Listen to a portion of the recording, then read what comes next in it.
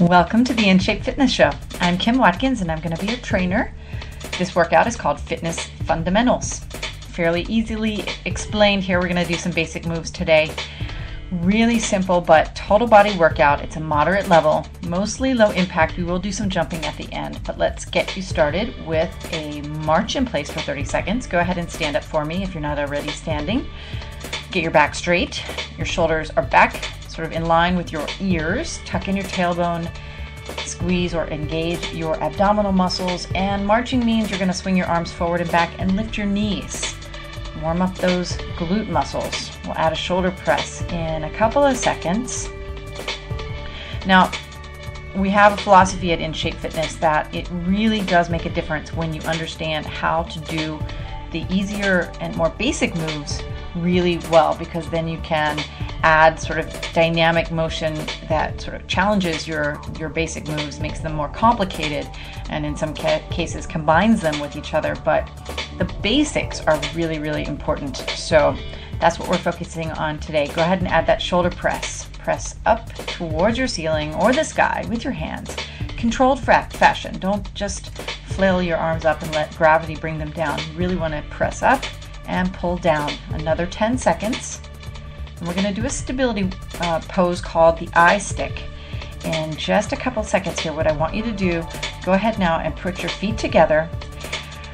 So your feet are touching. Hopefully you're not wearing shoes. If you are, that's fine, but just make sure that your feet are touching. You're standing up really tall. Extend your hands up over your head and clasp or press your palms together.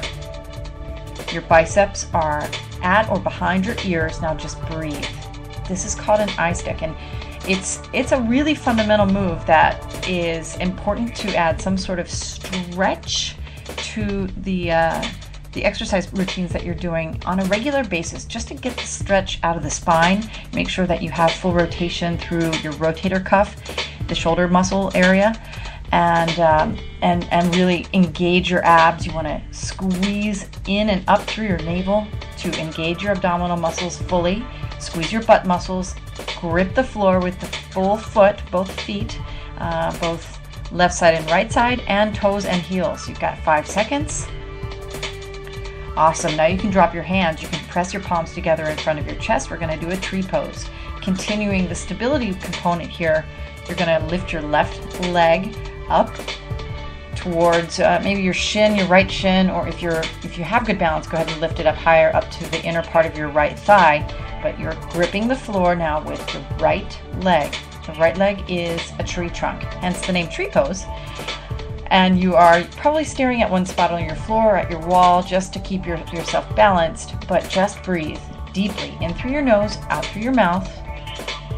Balance is a significantly fundamental component of exercise that you really don't think about if you're just, going to your yoga classes. Well, maybe if you're going to your yoga classes, but if you're just doing your, jumping on the treadmill or doing your elliptical or your biking or your jogging or whatever it is, and that's your form of exercise, this type of things is somewhat overlooked and very critical. Now let's switch feet. Plant your left foot on the floor. Lift your right leg up. 30 seconds in the left leg tree pose. Awesome. Simple stuff here. We're going to do a squat next. Also very simple. We're going to do 1 minute of squats. Really slow and controlled squat coming up. And then we'll speed it up a little bit more dynamically after that. So you've got 10 seconds in your tree pose. Don't lose focus on your left leg tree trunk. It's really important, and your left leg might be a little weaker than your right leg because most people are right-handed, but just try to keep that balance. Grip for 3 more seconds and you're done. Okay, now the squat. Now the squat is my favorite move, I gotta say. I just love them. So plant your feet shoulder width apart. You want to make sure that your toes don't turn out. This is very important. Your feet have to be straight. Now you want to engage your abs, keep your back straight. It can be slightly bent forward, but you want to sit down and back like you're sitting down into a chair, but don't let the knees go past the tips of your toes, okay? Now slowly lift back up, because again, we're in 30 seconds now of a slow squat. Lift all the way up by pressing your heels into the floor, then lower yourself back down into a squat again. We're only going to do 3 of these, and then for 30 seconds you're going to be doing them faster. So squeeze your glutes as you come back up to this from the second squat, and again, it should take you like 3 or 4 seconds just to move from you know, extreme to extreme, from standing to sitting. You're all the way in your squat again now. Hold it there for a second and come up as slowly as you can. Now, I'm going to set you loose here. I want you to dynamically move the body up and down in the squat position. 30 seconds starts now. Down and up. And even go faster if you feel that you're okay. You should feel the heart rate start getting to go up here at this point as well. Just make sure, number 1, your back stays straight, your abs are engaged. Number 2, number 3, your knees don't go past the tips of your toes. You're halfway finished, by the way. You are breathing in through your nose, out through your mouth, exhaling as you come up, and that you are squeezing your glutes and pressing your heels into the floor. 5 seconds. 4, 3, 2, awesome. Very good. Okay, now we're going to go down to the floor for a bit.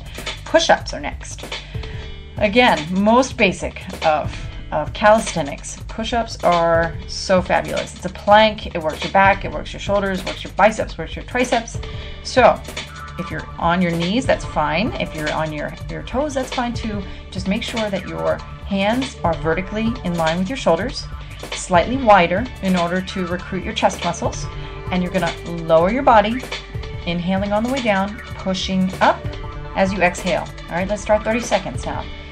Lower your body and push up. Again, smooth out the process of transitioning from going up to going down. That change in directions oftentimes is abrupt, and you want to make it real smooth. You're controlling your body. If you're on your knees, make sure that your thighs make a 45-degree angle with the floor. I love push-ups. Push-ups are a plank, right? So they engage your abs, especially if you're on your toes. You're going to feel this in your abs. You've got 5 seconds. You're doing really, really well. And we're almost at the halfway point here. Awesome. Okay. Taking it down a notch again here. Your heart rate might be up pretty high because of the last couple of moves. But position your body now on your hands and knees where your shoulders and hands are perfectly in line and your knees and your hips are in line. Now drop your head like a bowling ball, round up your spine like a scared cat. Trying to get your spine up into the air as high as possible. Big deep breath. Next exhale, arch your back, dipping it down towards the floor, and lift your head and your chest and squeeze. Another deep breath. Drop your head like a bowling ball again. Round up. Awesome. This feels so good. It's called a cat camel. It's a yoga pose. Proper bending of your spine, you know, in the extension and flexion motions is really, really important, and a lot of people don't spend enough time doing that either. They're just stationary and therefore weak through the core, which is a serious problem if you're getting older, or if you're carrying a baby, or if you're handling a baby, or even just sitting at a desk. You really do need core strength throughout the fundamental functions of life. All right, bird dogs are next. That means you're still in the same position, hands and knees. You're going to extend your right arm out, your left leg back. Turn your palm toward your body. Point your toe. Now switch, left arm, right leg.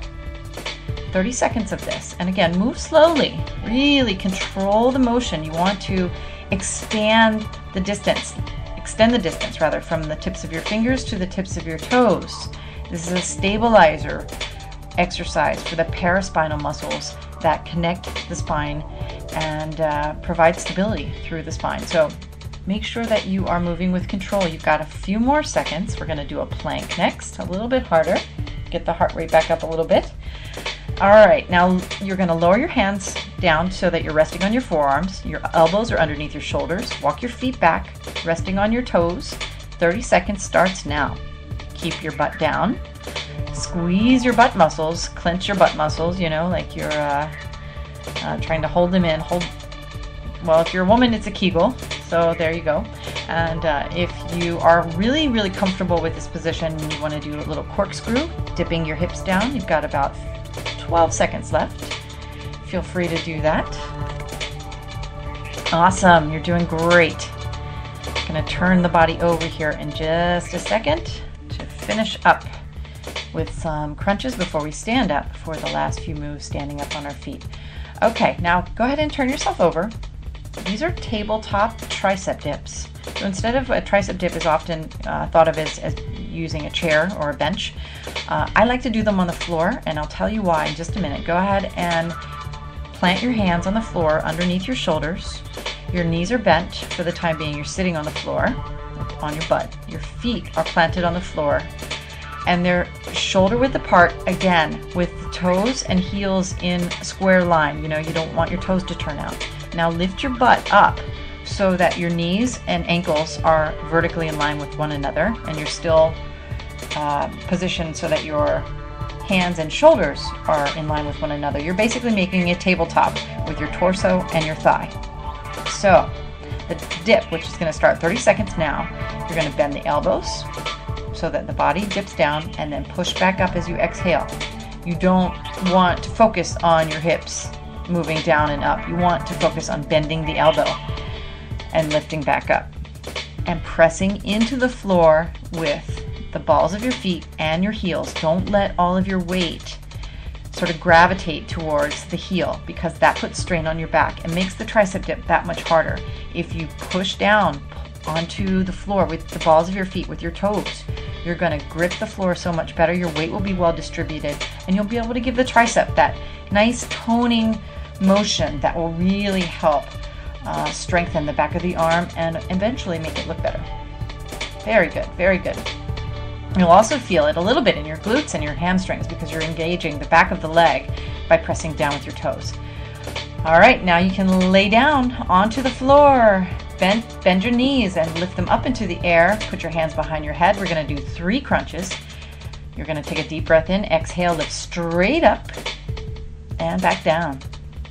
Lift straight up and lower back down. Keep that going. You're 20 seconds away here from doing some side crunches, which will work the obliques, the side part of your abs. Basically hitting all of the major muscles. I don't know if you can tell here, but we're now at the front part of the abs. We're working with those main erector spine. Sorry, oh my goodness, I just forgot the name of the front abs. That's crazy. The front part of your abs, where that 6-pack belongs. And now we're going to do the next side. We're going to turn the knees to the left and focus on the right side crunches, and we're going to do that in 3 seconds. Very good. Okay, now turn your knees to the left side, so you focus on your right abs. You're still lifting the head and shoulders straight up, the top of the rib cage even, coming up off the floor, exhaling as you lift up, inhaling as you lower your body again. We're counting down the 30 seconds on these side crunches to the right. Then we'll turn the legs over and do the left side crunches. And that's in 5 seconds. Keep it going. Keep breathing. Your body really wants that exchange between the oxygen and the carbon dioxide that your body absolutely fundamentally has to have in order for the muscles to perform. So don't forget about that component. Now turn your legs to the right side so that we focus on the left side of your abdominal cavity. And again, lift up, 30 seconds, and back down. Couple minutes remaining of the workout. We'll be finishing up here in about a total of 20 minutes for this fundamentals workout.